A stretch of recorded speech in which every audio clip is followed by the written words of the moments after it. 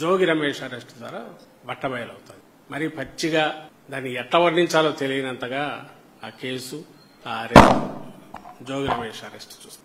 ఆయన జోగి రమేష్ అందరికీ తెలిసిన వ్యక్తి, సీనియర్ నాయకుడు, మాజీ మంత్రి, వెనుకబడ్డ వర్గాలకు చెందిన, సొంతంగా ఎదిగిన బలమైన నాయకుడిగా గొంతు వినిపించగలిగిన నాయకుడు. అలాంటి జోగి రమేష్ మీద ఈరోజు ఈ కేసు తీసుకొచ్చి ఆయన అరెస్ట్ చేశారు. దీనికి ఇంత మేము చెప్పాల్సిన అవసరం, అరెస్టులు తప్పు జరిగిన చోట అరెస్టు జరగాలి, కేసు పెట్టాలి, అరెస్టు జరగాలి, ఎవరైనా వదలకూడదు. కానీ ఇందులో వింత అయింది ఏంటంటే, అసలు ఆ కేసు ఏ నేరమైతే ఈరోజు జరుగుతోందని ఈ అడ్మినిస్ట్రేషన్లో ఉండే వాళ్లే, ఈ అఫీషియల్సే పట్టుకున్నారో, మొలకల చెరువు, ఆ తర్వాత ఇబ్రహీంపట్నం, లేదా అంతకుముందు అనకాపల్లి, అక్కడ ఇంకా ఎక్కడ అమలాపురం, ఏలూరు దగ్గర ఎక్కడ ఒకటి, ఇలా వరుసగా చూస్తుంటే స్పూరియస్ లిక్కర్, కల్తీ మద్యం ఆర్ నకిలీ మద్యం వితౌట్ సైంటిఫిక్ దీనిగా కాకుండా అడ్డంగా స్పిరిట్ ఇంకా ఏదన్నా కలిపేసి తయారు చేసి ఒరిజినల్ బ్రాండ్స్ పేర్లున్న లేబుల్స్ అంటించి ఆ బాటిల్స్ లో అమ్మే వ్యాపారం లేదా తయారు చేసే ఫ్యాక్టరీలు, ఇవన్నీ ఇక్కడ బయటపడి వాటిలో వీళ్లే అరెస్ట్ చేశారు, వీళ్లే పట్టుకున్నారు. బాగుంది. ప్రభుత్వము పోనీ మొన్నొచ్చింది, నిన్నగాక మొన్నొచ్చింది తెలుగుదేశము, కాబట్టి మా వాళ్ళు సర్దుకోవడానికే టైం జరగలేదంటే ఉన్న అనుకోవచ్చు. ఇవి చేసినారని మా వాళ్ళు ఎట్లా అంటాము, మీ వాళ్ళని ఎవరినైనా మా వైఎస్ఆర్సీపీని అంటే దాదాపు 2 ఏళ్లు అవుతుంది. పోనీ దొరికింది ఎక్కడ? వీళ్ళ తంబళ్లపల్లి, చిత్తూరు జిల్లా తంబళ్లపల్లి నియోజకవర్గం, అక్కడ ఇన్ఛార్జి, టీడీపీ ఇన్ఛార్జి, కంటెస్టెంట్ 2024 ఎన్నికల్లో తెలుగుదేశం పార్టీ తరఫున కంటెస్టెంట్ గా చేసిన జయచంద్రారెడ్డి అనే వ్యక్తికి సంబంధించింది బయటపడింది. ఇంత క్లియర్ గా ఎవరు చేశారో, ఎవరిది ఇది, ఏ రాజ్యంలో ఇది జరిగింది, నువ్వేమో చూసి చూడట్టు వదులుతున్న గవర్నమెంటా అంటే లేని కేసులు పెట్టి, తప్పుడు కేసులు పెట్టి ఇది అవుతున్నారు. వైఎస్ఆర్సీపీ కార్యకర్తల నాయకులను దునుమాడిస్తున్నారు, ఎక్కడికక్కడ తప్పుడు కేసులు పెట్టి అక్రమంగా జైళ్లలో పెట్టి. మరి ఈ స్థితిలో నువ్వు వచ్చి 2 ఏళ్ల అధికారంలోకి వచ్చి 2 years అయినాక ఒక వైఎస్ఆర్సీపీ నాయకుడు ఈ మొత్తాన్ని కంట్రోల్ చేసి చేస్తున్నాడని నిన్న అరెస్ట్ చేశారు జోగి రమేష్. దీంట్లో కనపడేది, ఇంతవరకు వీళ్ళు అధికారంలోకి వచ్చాక అందరూ చూస్తూనే ఉన్నారు. ఫస్ట్ తప్పుడు కేసులు పెట్టడము, వైఎస్ఆర్సీపీ ప్రత్యర్థుల మీద పేరుతో వైఎస్ఆర్సీపీ నాయకుల మీద కానీ కార్యకర్తల మీద తప్పుడు కేసులు పెట్టడం అనేది, సోషల్ మీడియా యాక్టివిస్టుల మీద పెట్టడం మొదలైంది. సోషల్ మీడియా యాక్టివిస్టులు ఎవరో కన్ఫెషన్ అని చెప్పి వాళ్ళ పేరుతో తీసుకుని వేరే వాళ్ళని అరెస్టులు చేశారు, నెలల తరబడి ఉంచారు. ఒక్కొక్కటి అవతారాలు ఎట్లా మారుతూ వచ్చాయి. అది ఒక టైప్ అనుకుంటే, లడ్డు, తిరుపతి లడ్డు దీంట్లో ఇదని చెప్పి చంద్రబాబు నాయుడే ఒక దుర్మార్గపు వ్యాఖ్య చేసి ముఖ్యమంత్రిగా ఉంటూ కూడా బాధ్యతారహితంగా ఆయన దాని మీద గగ్గోలు, అందరూ దేశం, ప్రపంచం మొత్తం అందరూ ఇదేంది ఇంత సెంటిమెంట్ల, భక్తుల సెంటిమెంట్లను, మనోభావాలను దెబ్బతీసే రకంగా, కోట్లాది మంది మనోభావాలు దెబ్బతీసే రకంగా ఆయన అన్నాడు. ఇది తేలాలంటే దాంట్లో సిట్టు పేరుతో పెట్టి మెల్లగా తీసుకొచ్చి ఈ వైపు రావడానికి ఇంతకాలం పట్టింది. ఇది ఒక ఎత్తు. అలాంటి కేసులు పల్నాడు మా నాయకుడు, వైఎస్ఆర్సీపీ జిల్లా అధ్యక్షుడు, వైఎస్ఆర్సీపీ నాయకుడు, మాజీ ఎమ్మెల్యే, సీనియర్ నాయకుడు రామకృష్ణారెడ్డి, పిన్నెల రామకృష్ణారెడ్డి, ఆయన బ్రదర్ మీద అక్కడ తెలుగుదేశం పార్టీ వాళ్ల గ్రూపుల్లో గొడవై, తెలుగుదేశం పార్టీ జంట హత్యలు వాళ్ళ కార్యకర్తల మధ్య గొడవ వాళ్లు చేసి, అవును ఇది టీడీపీ ఇంటర్నల్ గొడవలని చెప్పి ఎస్పీ కూడా స్టేట్మెంట్ ఇచ్చి, వీడియో స్టేట్మెంట్ స్పాట్ లో వాళ్ల ఎమ్మెల్యేకు సంబంధించిన ఇది ఉన్న వెహికల్ దొరికి వాళ్ళంతా టీడీపీ వాళ్ళని నిర్ధారించేవి 1,00,000 ఆధారాలు ఉంది. ఎస్పీ కూడా చెప్పినా తెచ్చి పిన్నెల్లి బ్రదర్స్ ఇద్దరిని, అన్నదమ్ములిద్దరిని, రామకృష్ణారెడ్డి, వెంకటరామరెడ్డిని వాళ్ళని కేసులో పెట్టడం. ఇది ఒక టైపు.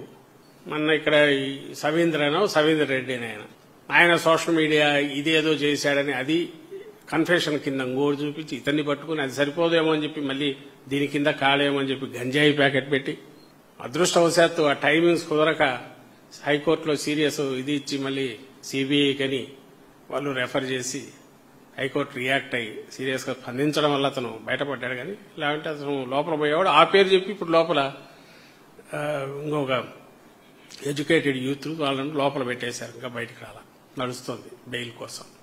అదొక టైపు.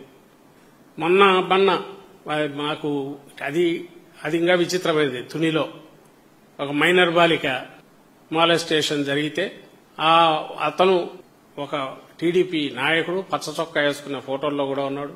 ఆ చేసిన వాడు వ్యక్తి ఎల్డర్లీ పర్సన్.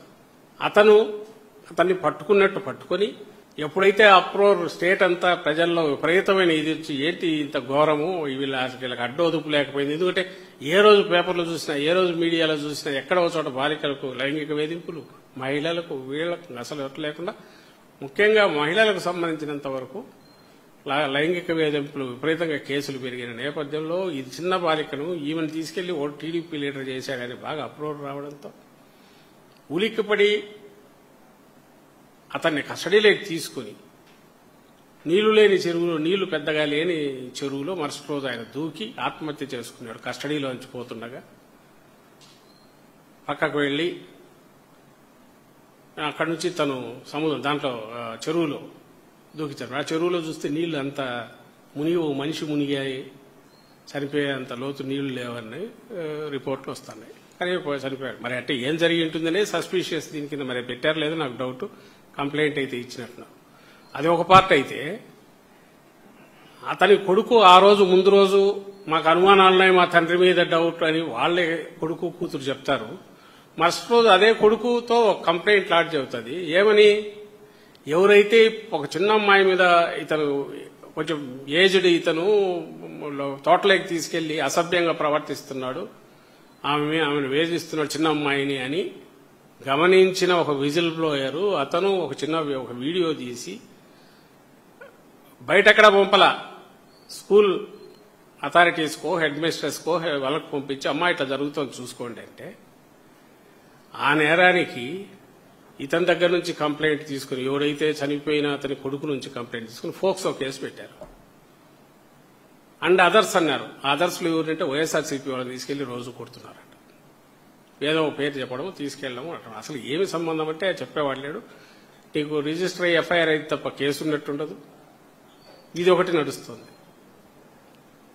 అంటే నేరం చేసిన వాళ్లకు సంబంధించినంత వరకు నువ్వే తీర్పు కూడా చెప్పేసి అనుమానాస్పద పరిస్థితిలో అతను సరిపోయాడంటే ఏమైందనేది ఎనీబడి కెన్ ఇమాజిన్. అదొక పక్క జరిగితే దాని మీద విటాసి చేయాల్సింది పోనిచ్చి government, I am not talking about CARSI, a government what should be its reaction, immediate reaction. ఎందుకు అక్కడ వాళ్ళ తరఫున గవర్నమెంట్ ఎందుకు ఓన్ చేసుకోవాలా? ఆ ఎస్ఐయో సిఐయో ఇంకొకరో ఎందుకు దాని మీద ఒక రియాక్ట్ అయ్యేటప్పుడు అక్కడ తప్పు జరిగితే ఎందుకు యాక్షన్ తీసుకోలేకపోయింది? ఎందుకంటే ఆల్రెడీ వీళ్ళు వదిలేశారు. ఒక్కసారి వ్యవస్థను నువ్వు వదిలేసి నీ ఇష్టం చుట్టూ నువ్వు చేసుకో, మాకు కావాల్సిన మాకు చేయనట్టున్నాక అక్కడ విశృంఖలత్వం ఎట్లా పెరుగుతుంది, ఏ రకంగా విచ్చలవిడితనం పెరుగుతుంది, ఏ రకంగా అధికారులు కానీ ఇంకోరు కానీ, ఎందుకంటే దాంట్లో కావాల్సినంత చెప్పినట్టు వింటే కావాల్సినంత ఆదాయానికి ఆదాయం ఉంటుంది, లేకుంటే కావాల్సిన సౌకర్యం లేదా నీ విషస్ ఏదైనా తీరే అవకాశం ఉంటుంది. నీకేది అనిపిస్తే అది నువ్వు చేయొచ్చు అనే వాతావరణం ఒకటి క్రియేట్ చేసిన ఈ ప్రభుత్వం చేసినందువల్ల ఇలాంటివన్నీ జరుగుతున్నాయి. దానికి బ్లెస్సింగ్స్ వీళ్ళవే ఉన్నాయి. అది ఒక టైప్ అయితే, ఇక్కడ నిన్న జోగి రమేష్ అరెస్టుకు ఏదైతే చూపుతున్నారో ఈ ఇల్లిసిట్ లిక్కర్ సంబంధించి తయారు చేసే దీన్ని అవుతున్నాడని, ఇది చేస్తున్నది వీళ్లు చేస్తున్నారనడానికి మొత్తం ఆధారాలన్నీ అటు ఉంటే పక్కన ఉన్న జోగి రమేష్ని తెచ్చి ఇక్కడ పెడుతున్నారు. వాళ్ళు చూపేది ఏంటంటే దీనికి వాడెవడో ఏనైనా ఓడెవడో చెప్పారట నెలకు 2 లక్షలు 3 లక్షలు ఇచ్చేవాడిని. అరే నువ్వు ఫ్యాక్టరీలు నడుపుతున్నావు, అక్కడ ఏడ ఒక లోడ్ దొరికిందంటే దాని మీద నువ్వు తప్పుడు కేసు పెట్టడానికి కూడా అసలు ఇది నమ్ముతారా జనము? కోర్టు ముందు నిలబడతాదా? అది కూడా అనవసరం. ఈ రోజుకి ఇది లాగేస్తే 6 నెలలు, ముందైతే 3 నెలలు బొక్కలో వేసేయచ్చు, 3 నెలలు జైల్లో ఉంటాడు కదా, బయటకు వచ్చేట తర్వాత చూసుకోవచ్చు.